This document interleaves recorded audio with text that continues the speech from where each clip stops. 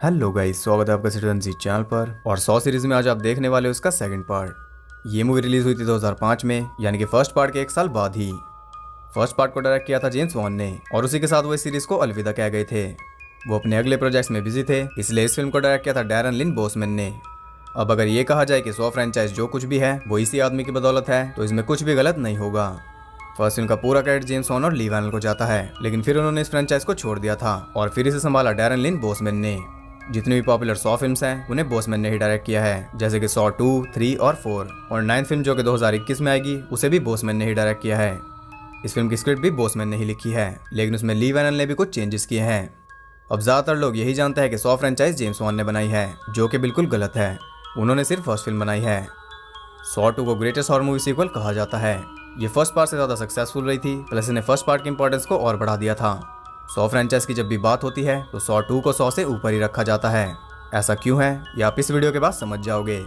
तो ऐसी interesting videos देखते रहने के लिए चैनल को सब्सक्राइब करके बेल नोटिफिकेशन जरूर से ऑन कर लो, ताकि मुझे वीडियो बनाने की मोटिवेशन मिलती रहे और आपको वीडियोस की नोटिफिकेशन। फर्स्ट पार्ट में हमने देखा था कि जिक्सॉ कैसा आदमी है, लेकिन इस पार्ट में आप जानोगे कि वो जिक्सॉ कैसे बना। वीडियो के एंड में हम सब कुछ डिस्कस करेंगे और मैं आपको फैक्ट्स तो बताऊंगा ही। तो अब ज्यादा देर ना करते हुए जल्दी से स्टोरी स्टार्ट करते हैं।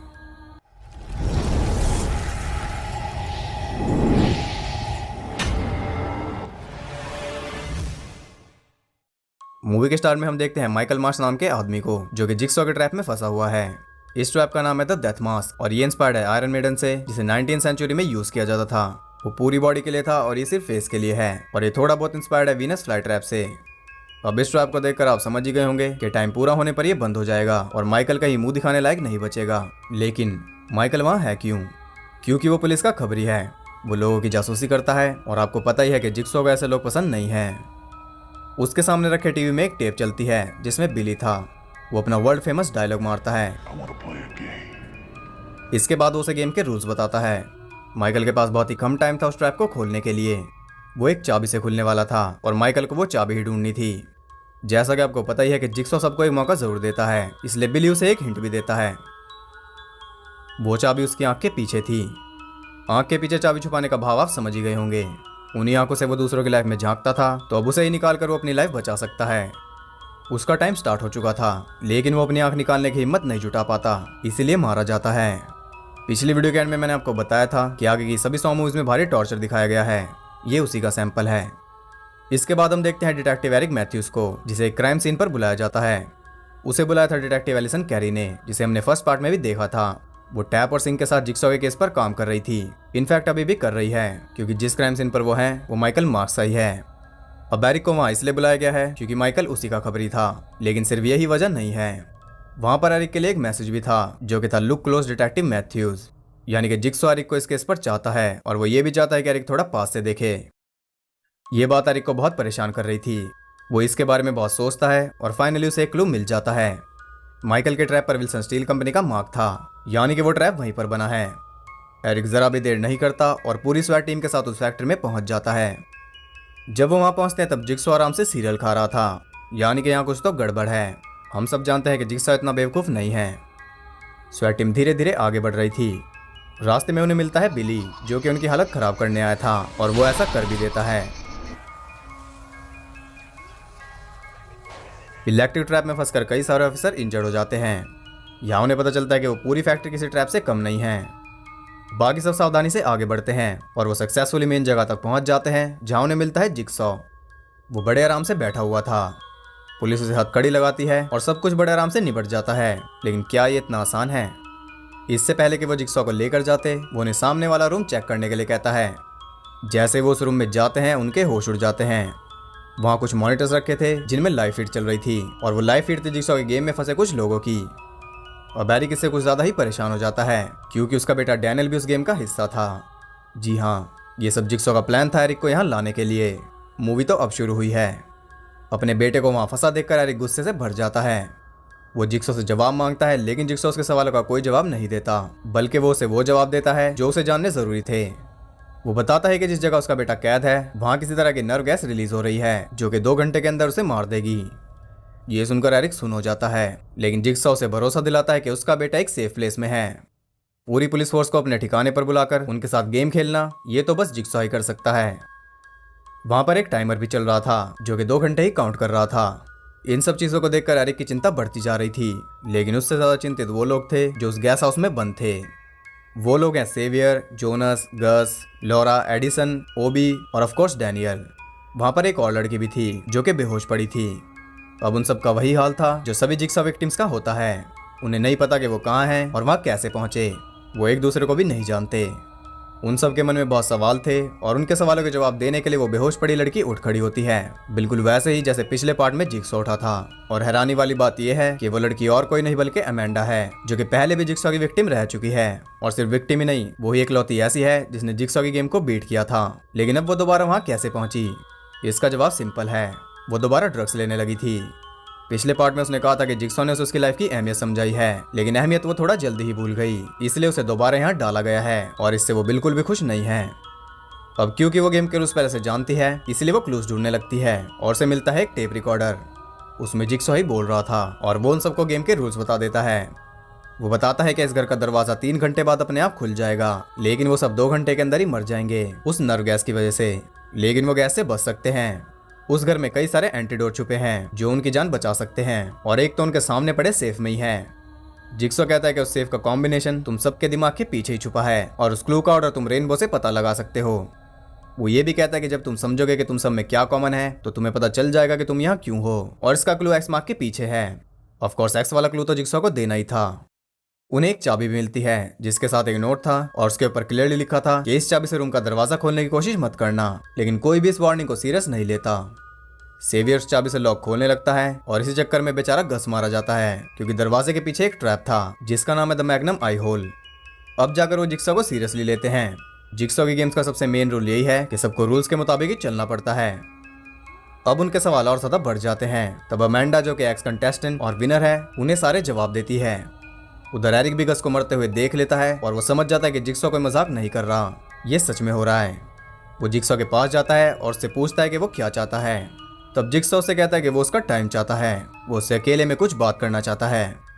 एरिक के पास और कोई चॉइस नहीं थी, इसलिए वो राजी हो जाता है। प्लस जितनी देर तक वो जिक्सॉ से बात करेगा उतने में वो उस घर की लोकेशन को ट्रैक कर पाएंगे, इसमें उनका ही फायदा है। एरिक जिक्सॉ के पास जाकर बैठ जाता है। तब जिक्सॉ से कहता है कि वो एक गेम खेलना चाहता है जिसके रूल्स बहुत ही सिंपल है। एरिक को बस वहां बैठकर जिक्सॉ की बातें सुननी थी, इससे उसे डैनियल बिल्कुल सेफ एंड सिक्योर मिल जाएगा। अब जिक्सॉ अपनी बातें शुरू करता है। वो बताता है कि जिक्सॉ नाम उसने खुद नहीं रखा, वो नाम उसे मीडिया और पुलिस ने दिया है। वो अपने विक्टिम के ऊपर से एक पीस इसलिए निकालता है क्योंकि उनके अंदर पहले से एक पीस मिसिंग होता है, और वो है सर्वाइवल इंस्टिंक्ट, यानी कि जीवन प्रवृत्ति। वो लाइफ की कीमत नहीं समझते। अब यहाँ जिक्सॉ अपनी बातें जारी रखता है और उधर वो सब क्लूज ढूंढ रहे थे। तभी अचानक उस रूम का दरवाजा अपने आप खुल जाता है। वो सब बाहर निकलते हैं और पहुंच जाते हैं मेन एग्जिट तक, लेकिन वो सील था। अब बाहर तो वो नहीं जा सकते थे, इसलिए वो एंटीडोट ढूंढने की कोशिश करते हैं। लॉरा को एक सिगरेट डोर मिलता है जो कि बेसमेंट में जा रहा था। वो सब बेसमेंट में जाते हैं और वहां उन्हें ओबी के नाम की एक टेप मिलती है। उसे प्ले करने पर उन्हें पता चलता है कि ओबी एक क्रिमिनल है और उन सबको किडनैप करके वहां पर लाने वाला भी ओबी है। उनके सामने एक बड़ा सा ट्रैप था जिसका नाम है द फर्नेस। ये एक बड़ा सा ओवन है, उसके अंदर 2 एंटीडोट हैं, एक ओबी के लिए क्योंकि उसने जिक्सॉ की हेल्प की उन सबको किडनैप करके, और दूसरा वो किसी को भी दे सकता है लेकिन उसका एक प्राइस होगा। अपनी आखिरी लाइन में जिक्सॉ कहता है कि जब तुम नर्क में हो तो सिर्फ डेविल ही तुम्हारी हेल्प कर सकता है। अब ये टेप सुनने के बाद उन सबको याद आ जाता है कि ओबी ने ही उन्हें किडनैप किया था। ओबी भी इस बात से मना नहीं करता, उसने उन सबको किडनैप किया था, लेकिन जिक्सॉ ने उसे भी उनके साथ ही ट्रैप कर दिया। अब उनके पास लड़ने झगड़ने का टाइम नहीं था, इसलिए ओबी उस ट्रैप में जाता है और अपना एंटीडोट ले लेता है। एक सिरिंज लेने के बाद वो दूसरा भी लेने लगता है, लेकिन जैसे ही वो उसे खींचता है वो ट्रैप बंद हो जाता है और उसमें आग जलने लगती है। जैसा कि जिक्सॉ ने कहा था, दूसरे एंटीडोट का प्राइस होगा। अब वो भी उस ओवन में जल रहा था क्योंकि वो जिक्सॉ की लास्ट लाइन भूल गया था कि जब तुम नर्क में हो तो सिर्फ डेविल ही तुम्हारी मदद कर सकता है, और डेविल उसकी मदद कर भी रहा था, लेकिन अब बहुत देर हो चुकी थी। वो भी उन सबके सामने ही जिंदा जल जाता है और उसके साथ 2 एंटीडोट भी। यहाँ जिक्सॉ चाहता था कि वो भी सिर्फ अपना सिरिंज ले, बाकी सबके लिए भी उसने ट्रैप रखे ही होंगे। उधर जिक्सॉ एरिक को बताता है कि वो जिक्सॉ कैसे बना। जब डॉक्टर ने उसे बता दिया था कि वो कितने दिन और जिंदा रहेगा, तब उसकी दुनिया हिल गई थी, और ये उसे बताया था डॉक्टर लॉरेंस गॉर्डन ने। वो बस इसी के बारे में सोच रहा था और उसने सोचा कि जब उसे मरना ही है तो अभी क्यों नहीं। उसने अपनी जान लेने की कोशिश की, लेकिन वो बच गया। तब उसे लाइफ की इंपॉर्टेंस समझ आई। एक तरफ जहाँ उसकी बॉडी कैंसर से नहीं लड़ पा रही, वहीं दूसरी तरफ उसकी बॉडी ने एक कार क्रैश झेल लिया। वहां उसे समझ आया कि उसके जितने भी दिन बचे हैं वो उन्हें वेस्ट नहीं करेगा। वो अपनी लाइफ को एक मतलब देगा और वही वो कर रहा है। जो लोग अपनी लाइफ को वेस्ट कर रहे हैं वो उन्हें लाइफ की इंपॉर्टेंस समझा रहा है। उधर उन सबको एक और रूम मिलता है। जैसे ही वो उसका दरवाजा खोलते हैं वहां पर लगा टाइमर स्टार्ट हो जाता है। उस रूम में सेवियर के लिए टेप थी। यहाँ में पता चलता है कि सेवियर एक ड्रग डीलर है। जिगसॉ से कहता है कि उसका एंटीडोट उस दरवाजे के पीछे है जिसके ऊपर टाइमर लगा है, और जैसे ही टाइम खत्म हो जाएगा वो दरवाजा हमेशा के लिए लॉक हो जाएगा। टाइम खत्म होने से पहले सेवियर को उस दरवाजे की चाबी ढूंढनी थी, और वो चाबी है गड्ढे में जो कि सिरिंजेस से भरा पड़ा है। सेवियर के पास सिर्फ 2 मिनट थे। उसे एंटीडोट चाहिए था, लेकिन उस गड्ढे में जाने की हिम्मत वो नहीं जुटा पा रहा था। तब वो वही करता है जिसके लिए जिगसॉ ने उसे यहाँ बंद किया है। वो दूसरों के ऊपर जोर दिखाता है। वो अमेंडा को उठाकर उस गड्ढे में फेंक देता है। वो चिल्लाती रहती है और चाबी ढूंढती रहती है। कई सारी नीडल उसके हाथ में घुस चुकी थी, लेकिन आखिरकार वो चाबी ढूंढ ही लेती है। अब चाबी तो सेवियर के पास थी, लेकिन अब उसके पास टाइम नहीं था। वो दरवाजा लॉक हो जाता है और वो एक और एंटीडोट गवा देते हैं। अब जिगसॉ ने कहा था कि अपने बीच की सिमिलैरिटीज ढूंढो, तुम्हें पता चल जाएगा कि तुम यहाँ क्यों हो, और वो सिमिलैरिटी को ढूंढ लेते हैं। डैनियल को छोड़कर वो सब जेल में रहकर आ चुके हैं, और जेल में वो किसी न किसी क्राइम की वजह से गए होंगे, और उन क्राइम्स की वजह से ही वो इस गेम में है। उधर जिगसॉ की बातें सुनते सुनते एरिक परेशान हो जाता है। तब जिगसॉ उसे ऐसा कुछ बताता है जिससे उसकी परेशानी और बढ़ जाती है। इस वक्त डैनियल जितने भी लोगों के साथ ट्रैप है उन सबको एरिक ने ही जेल भेजा था, और अगर उन्हें इस बात का पता चल गया तो वो डैनियल को नर्व गैस से पहले ही मार डालेंगे।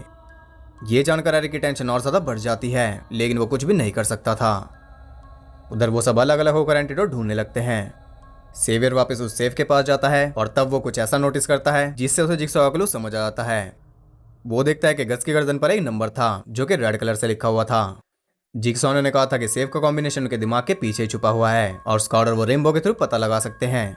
यानी कि उन सबकी गर्दन पर अलग अलग कलर से नंबर लिखा है, जिन्हें रेनबो कलर्स के हिसाब से सेट करके वो सेफ को खोल सकते हैं। विबग्योर और आपको पता ही होगा, इतना आसान क्लू वो नोटिस ही नहीं कर पाए क्योंकि वो रूल्स के हिसाब से चल ही नहीं रहे थे। अब सेवियर सब समझ चुका था। उसे सबकी गर्दन चेक करनी थी, और शुरुआत वो करता है जोनस से। वो उसे मार देता है और उसका नंबर भी देख लेता है। इसके बाद वो बाकियों को ढूंढने जाता है। बाकियों की भी हालत बहुत ज्यादा खराब हो चुकी थी, लेकिन वो दूसरा क्लू ढूंढ लेते हैं, यानी कि एक्स मार्क वाला। उस एक्स के पीछे उन्हें मिलती है एक फोटो जो कि थी डैनियल और एरिक की। यहाँ वो सब भी जान जाते हैं कि डैनियल उसी का बेटा है जिसने उन्हें जेल में डलवाया था। अब इससे पहले कि वो डैनियल को कुछ कहते, लॉरा दम तोड़ देती है, और उसके अंदर उन्हें अपना फ्यूचर दिख रहा था, इसीलिए वो एंटीडोट ढूंढने पर ध्यान देते हैं। एडिसन भी उनसे अलग हो जाती है, और तभी सेवियर वहां पहुंच जाता है। अमेंडा और डैनियल उससे बचकर भागते हैं। एरिक भी ये सब देख रहा था, और अब उससे और सब्र नहीं हो रहा था। वो जिगसॉ के पास जाता है और अपने तरीके से पूछताछ करता है। काफी मार खाने के बाद जिगसॉ उसे डैनियल के पास ले जाने के लिए तैयार हो जाता है, लेकिन सिर्फ उसे और किसी पुलिस वाले को नहीं। एरिक को अपने बेटे की जान बचानी थी, इसलिए वो जिगसॉ को लेकर फरार हो जाता है, और जैसे ही वो दोनों वहां से जाते हैं उस घर की लोकेशन भी ट्रैक हो जाती है। पूरी स्वैट टीम वहां के लिए निकल गई थी। उधर एडिसन एक रूम में पहुंचती है जहाँ एक ट्रैप के अंदर एक एंटीडोट था। वहां पर एक टेप भी थी, लेकिन वो टेप को सुनने में बिल्कुल भी इंटरेस्टेड नहीं थी। वो सीधा उस ट्रैप में हाथ डाल देती है, और यही उसकी सबसे बड़ी गलती थी। वो अपने हाथ वापस बाहर नहीं निकाल पाती। उसकी चीखें सुनकर सेवियर भी वहां पहुंच जाता है। वो उसका नंबर देखता है और उसे वहीं तड़पने के लिए छोड़कर चला जाता है। वो सीधा जाता है सेफ के पास, लेकिन अमेंडा और डैनियल ने पहले इस रूम के दरवाजे को स्टक किया हुआ था। अमेंडा नोटिस करती है कि उस सेफ के नीचे एक सीक्रेट डोर है। वो सेफ को हटा लेते हैं, लेकिन वो दरवाजा लॉक था, और उसकी चाबी उन्हें पहले ही मिल चुकी थी, जिसकी वजह से गस मरा था। डैनियल को याद आता है कि वो चाबी जोनस के पास थी। वो उसकी तलाशी लेता है और उसे चाबी मिल जाती है। सेवियर के अंदर आने से पहले ही वो दोनों वहां से भाग जाते हैं। इधर जिगसॉ एरिक को उस घर तक ले जा रहा था। वो कहता है कि it's the last house on the left. ये रेफरेंस है वेस क्रेवन की बहुत ही popular movie the last house on the left का। वो उस घर तक पहुंच जाते हैं। उसके अंदर जाने से पहले जिगसॉ एरिक को एक चाबी देता है और कहता है कि तुम्हें इसकी जरूरत पड़ेगी। उधर अमेंडा और डैनियल उस टनल से होते हुए एक बाथरूम तक पहुंच जाते हैं, और ये वही बाथरूम है जिसमें डॉक्टर गॉर्डन और एडम ट्रैप थे। एडम और जैप की लाशें अभी भी वहीं पड़ी हैं, और डॉक्टर का पैर भी। यहाँ में पता चल जाता है कि एडम का क्या हुआ था। उनके पीछे पीछे सेवियर भी वहां पहुंच जाता है, और वो देखता है कि डैनियल भी मर चुका था। अब उसे बस अमेंडा को मारना था, लेकिन अमेंडा उसे कहती है कि अगर वो उसे मार देगा तो वो अपना नंबर कैसे पता लगाएगा। ये तो सेवियर ने सोचा ही नहीं था, और सोचने का टाइम उसके पास था भी नहीं, इसलिए वो उसे करके दिखाता है। वो खुद ही अपनी गर्दन की स्किन काटने लगता है, और ये हमने पहले पार्ट में भी देखा था कि जब कोई चॉइस नहीं बचती तो इंसान खुद को काटने के लिए भी तैयार हो जाता है। अब अपना नंबर भी उसने देख लिया था, इसलिए उसे अमेंडा की कोई जरूरत नहीं थी। वो उसे मारने के लिए आगे बढ़ता है, तभी डैनियल उसका गला काट देता है, उसी सॉ से जिसे डॉक्टर गॉर्डन ने अपना पैर काटा था। ये भी हम पिछले पार्ट में देख चुके हैं कि एक कैरेक्टर मरने की एक्टिंग करता है और मौका मिलने पर वो हमला बोल देता है। इधर एरिक भी उस टनल में पहुंच चुका था और स्वैट टीम भी उस घर में पहुंच जाती है, लेकिन अमेंडा उन्हें मॉनिटर्स पर नहीं देख पा रही थी। तब वो देखते हैं कि उन मॉनिटर्स पर कोई लाइव फीड नहीं चल रही थी, वो रिकॉर्डेड फुटेज थी। यानी कि जो कुछ भी उस घर में हो रहा था वो पहले ही हो चुका है। ये था इस सदी का एक और सबसे बड़ा ट्विस्ट। अब स्वैट टीम जिस घर में है वहां से सिर्फ वो वीडियो फुटेज चल रही थी, वो सब हुआ किसी और घर में था, यानी कि एरिक किसी और घर में है। वो भी उस बाथरूम में पहुंच जाता है और से वहां कोई भी नहीं मिलता सिवाय सेवियर की बॉडी के। एरिक देखता है कि बाथटब में किसी की बॉडी पड़ी थी, वो सोच रहा था कि वो डैनियल की है। वो पास से चेक करने जाता है और तब हम देखते हैं कि वो वही पिग मास्क वाला आदमी है और वो एरिक को बेहोशी का इंजेक्शन लगा देता है। उधर जिक्सॉ के ठिकाने पर चल रहा टाइमर एंड हो जाता है। उसके एंड होते ही वहां रखी एक सेफ खुल जाती है जिसके अंदर था डैनियल। वो तब से यहीं पर था, यानी कि जिक्सॉ ने एरिक को बिल्कुल ठीक कहा था कि उसे बस आराम से बैठकर उसकी बातें सुननी है, डैनियल उसे सेफ और सिक्योर मिल जाएगा। जिक्सॉ ने उसे कई बार हिंट दिए थे कि डैनियल एक सेफ प्लेस में है और वो सच में ही एक सेफ में था। ये था एक और बड़ा ट्विस्ट। अब अगर डैनियल यहाँ है तो जिक्सॉ एरिक को कहाँ पर लेकर गया है? वेल, जिक्सॉ ऑलरेडी एरिक के साथ गेम खेल रहा था, लेकिन एरिक वो गेम हार गया क्योंकि उसने जिक्सॉ की बातें नहीं सुनी और गेम हारने की सजा देने के लिए जिक्सॉ से वहां लेकर गया है। अगर आप सोच रहे हो कि अब सारे ट्विस्ट रिवील हो गए हैं तो आप बिल्कुल गलत सोच रहे हो। एरिक को होश आता है और वो खुद को उसी बाथरूम में चेंज पाता है। उसके पास भी एक टेप रिकॉर्डर था, वो उसे प्ले करता है, लेकिन उसमें जिक्सॉ नहीं बोलता। उसमें कोई लड़की बोल रही थी और वो लड़की है अमेंडा। जी हाँ, ये है इस मूवी का एक और मेजर ट्विस्ट। एरिक ने झूठे चार्ज लगाकर अमेंडा को जेल भेजा था और वहीं पर उसने ड्रग्स लेने स्टार्ट किए थे, जिनकी वजह से जिक्सॉ ने उसे ट्रैप किया था। जब अमेंडा ने जिक्सॉ की गेम को बीट कर दिया था तब उसे एक न्यू लाइफ मिली थी और वो लाइफ उसने जिक्सॉ के ही नाम कर दी। उसने जिक्सॉ को अपना गुरु बना लिया। उस गेम का हिस्सा सिर्फ वो इसलिए थी ताकि वो डैनियल की जान बचा सके, तभी वो उसे अपने साथ लेकर ही घूम रही थी। अमेंडा ने पहले से एंटीडोट लिया हुआ था और डैनियल को बचाना इसलिए जरूरी था क्योंकि उसका कोई कसूर था ही नहीं। एरिक को ट्रैप करने के लिए डैनियल को गेम का हिस्सा बनाया गया। पिग मास्क में एरिक को बेहोश करने वाली भी अमेंडा ही थी। अब वो भी जिक्सॉ के ही रास्ते पर चल रही है ताकि जिक्सॉ के मरने के बाद वो इस काम को जारी रख सके, और इस रास्ते पर एरिक उसका पहला टेस्ट सब्जेक्ट है। वो एरिक को उस बाथरूम में बंद करके चली जाती है और उसके लास्ट वर्ड्स थे गेम ओवर, बिल्कुल जिक्सॉ की तरह। बाहर बैठा जिक्सॉ एरिक की चीखें सुनकर हंस रहा था और इसी के साथ यहाँ ये मूवी एंड हो जाती है। तो मूवी के एंड में कई बड़े ट्विस्ट थे, लेकिन स्टार्टिंग से ही मूवी ने हमें कई सारे ट्विस्ट दिखाए। इसी वजह से इसे परफेक्ट सीक्वल कहा जाता है और 100 से ऊपर रखा जाता है, क्योंकि स्टोरी के मामले में ये 100 से कई गुना ऊपर है। इसका प्लॉट इतना स्मार्ट है कि कोई गैस कर ही नहीं सकता। यही बात 100 मूवीज को स्पेशल बनाती है। अगर आप अब तक 100 फ्रेंचाइज को हल्के में ले रहे थे तो इन 2 मूवीज से आपको आइडिया हो गया होगा कि ये फ्रेंचाइज किस हद तक ट्विस्टेड है। इस मूवी ने ऑडियंस को बाकी सीक्वल्स की तरह जरा भी डिसअपॉइंट नहीं किया, बल्कि इसने उम्मीद से ज्यादा ही डिलीवर किया।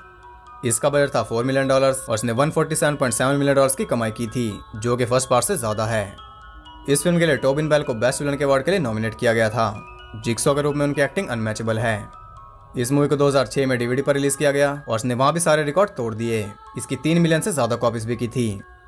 इस मूवी ने अपने जिक्सॉ का ओरिजिन भी देखा, उसे कैसे ये सब करने का आइडिया मिला और वो ये सब क्यों करता है। इस सब के जवाब हमें इस मूवी में मिल गए, और साथ ही हमें ये भी पता चला कि जिक्सॉ की एक फॉलोइंग बनती जा रही है। कुछ लोग उसे गॉड समझने लगे हैं और उसके मरने के बाद भी उसकी लेगेसी को जिंदा रखना चाहते हैं। अमेंडा जिक्सॉ के लिए काम करती है, इसका क्लू हमें स्टार्ट में ही मिल गया था जब अमेंडा जिक्सॉ की तरह ही उठी थी। और ये तो बस शुरुआत थी, आगे 6 फिल्म और हैं जिनमें हमें और भी बहुत कुछ जानने को मिलने वाला है, और ट्विस्ट की तो इस फ्रेंचाइज में कोई कमी है ही नहीं। इस मूवी का सबसे बड़ा ट्विस्ट था कि वहाँ कोई लाइफ फिट चली नहीं रही थी और वो टाइमर असल में सेफ खुलने का था, यानी कि जिस टाइमर से एरिक को राहत मिलनी चाहिए थी उससे उसकी धड़कनें तेज हो रही थी और इसी वजह से वो जिक्सॉ को मारने पर मजबूर हो गया। अगर वो शांत रहता तो उसे डैनियल आराम से मिल जाता, लेकिन इसी ह्यूमन नेचर को जिक्सॉ समझ रहा है। अब नर्व हाउस की बात करें तो उसमें भी लोगों ने बहुत ज्यादा बेवकूफ़ी दिखाई, किसी ने भी रूल्स फॉलो नहीं किए। जो रेजर बॉक्स था असल में वो खुला हुआ था, लेकिन एडिसन ने इतना ध्यान दिया ही नहीं और जिक्सॉ को पता था कि ऐसा ही होगा। अगर वो रूल्स के हिसाब से चलते तो सब कुछ बड़े क्लीन तरीके से निपट जाता। सबसे पहले तो गस मरा, जबकि वहां उसे मरना नहीं था। जो रेजर बॉक्स था असल में वो गस के लिए था, लेकिन गस कभी वहां तक पहुंच ही नहीं पाया। असल में उन्होंने सारे एंटीडोट ढूंढे ही नहीं, उन्हें सिर्फ 5 ही मिले थे, जबकि वो 7 लोग थे। लॉरा भी मर गई थी और जोनस को सेवियर ने मार दिया था, उनके एंटीडोट उन्हें मिले ही नहीं। यही होता है जब लोग रूल्स पर ध्यान नहीं देते। तो यहाँ आपको स्टोरी क्लियर हो गई होगी। अब बात करते हैं इस मूवी से जुड़े इंटरेस्टिंग फैक्ट्स के बारे में। एंडिंग को सीक्रेट रखने के लिए ज्यादातर एक्टर को स्क्रिप्ट के आखिरी 25 पेज दिए ही नहीं गए थे, और साथ ही 5 अल्टरनेट एंडिंग्स भी शूट की गई थी ताकि एक्टर्स कंफ्यूज रहें। इस मूवी की शूटिंग के दौरान शॉनी स्मिथ प्रेग्नेंट थी, लेकिन उन्होंने किसी को बताया ही नहीं, प्रोड्यूसर और डायरेक्टर को भी नहीं। इस फिल्म को भी एक बिल्डिंग के अंदर ही शूट किया गया है और इसकी शूटिंग 25 दिनों के अंदर ही पूरी हो गई थी। नीडल पिट में पड़ी सिरिंजेस की नीडल्स को फाइबर टिप्स में बदलने के लिए 4 लोगों को 4 दिन लगे थे, क्योंकि उस पिट में तकरीबन 1,20,000 सिरिंजेस थी और इस पिट में थोड़ा पानी भी डाला गया था ताकि नीडल आसानी से मूव कर सकें। लेकिन फिल्मिंग से पहले एक गलती हो गई थी।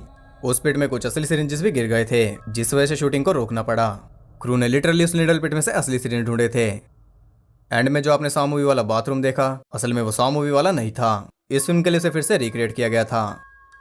मूवी के ओरिजिनल पोस्टर में कटी हुई 2 फिंगर्स थी जो कि 2 का सिंबल थी, लेकिन उस पोस्टर को बैन कर दिया गया। सॉ मूवी के रिलीज होने से पहले बॉसमैन ने स्क्रिप्ट को लिखा हुआ था। इसका नाम उन्होंने रखा था द डेस्परेट, और ये बिल्कुल सही नाम भी है क्योंकि मूवी में हर एक कैरेक्टर डेस्परेशन दिखा रहा है। बॉसमैन स्क्रिप्ट को लेकर बहुत ज्यादा भटके, लेकिन सब ने इसे रिजेक्ट कर दिया क्योंकि इसमें बहुत वायलेंस थी। लेकिन जब सॉ मूवी एक हिट साबित हुई तब उनकी स्क्रिप्ट को पसंद किया जाने लगा। कंपनी को सॉ का सीक्वल तो बनाना ही था, इसलिए उन्होंने स्क्रिप्ट को फाइनल कर लिया और से और ज्यादा सॉ वाला टच देने के लिए सॉ के राइटर ली वैलेंस से इसमें कुछ चेंजेस कराए गए। लेकिन फिर भी ये मूवी पूरी तरह बॉसमैन का ही प्रोडक्ट है, जिसके लिए उन्हें शायद ही कभी एप्रिसिएशन मिलती होगी। सॉ मूवी में बिली को फिशिंग लाइन की हेल्प से कंट्रोल करते थे, लेकिन इस बार बजट थोड़ा ज्यादा था, इसलिए बिली को दोबारा बनाया गया और इस बार उसे मैकेनिकली कंट्रोल बनाया गया। यूएस और कनाडा में आज भी ये हाईएस्ट ग्रोसिंग सॉ फिल्म है। ये प्रोड्यूसर ग्रेग हॉफमैन की आखिरी फिल्म थी। दिसंबर 2005 में उनकी डेथ हो गई थी। ओरिजिनल फिल्म से इसमें सिर्फ 3 ही लोग वापस आए हैं, वो है जिगसॉ, अमेंडा और एलिसन। लॉरा का रोल प्ले करने वाले एक्ट्रेस को ओरिजिनल फिल्म देखने में 5 दिन लग गए थे क्योंकि वो उससे टेरिफाइड थी। इस फिल्म के कुछ स्टेप सच में काम करते थे। द डेथ मास्क सच में चाबी घुमाने से बंद हो सकता था और वो गन भी चाबी घुमाने से फायर हो सकती थी। इस फिल्म को 500% मेडिकली एक्यूरेट बताया गया है। इसका मतलब है कि द ह्यूमन सेंटीपीड से 5 गुना ज्यादा एक्यूरेट है क्योंकि उसे 100% मेडिकली एक्यूरेट बताकर मार्केट किया गया था। जब एरिक जिग्सॉ से मिला था उससे 2 घंटे पहले ही गैस हाउस में सभी लोग मर चुके थे। इस मूवी में the last house on the left का एक रेफरेंस है। सॉ फिल्म में डॉक्टर गॉर्डन की वाइफ एलिसन का रोल करने वाले एक्ट्रेस मोनिका पॉटर ने the last house on the left के रीमेक में काम किया है, जो कि 2009 में रिलीज हुआ था। इस मूवी का बॉडी काउंट है 9। तो ये थे इस मूवी से इंटरेस्टिंग फैक्ट्स। आई होप आपको पसंद आए होंगे। अगर आपको वीडियो और मेरे एफर्ट्स पसंद आए तो इसे लाइक और कमेंट जरूर करना, और ऐसी और इंटरेस्टिंग वीडियोस देखते रहने के लिए चैनल को सब्सक्राइब करके बेल नोटिफिकेशन कॉल पर सेट कर लो ताकि नोटिफिकेशन आप तक पहुंचती रहे। और ज़्यादा कनेक्टेड रहने के लिए आप मुझे इंस्टाग्राम पर फॉलो कर सकते हो, वहाँ आपको बहुत कुछ एक्स्ट्रा जानने के लिए मिल जाएगा। लिंक डिस्क्रिप्शन में है। तो मैं मिलता हूँ अगली वीडियो में, तब तक के लिए सबको बाय।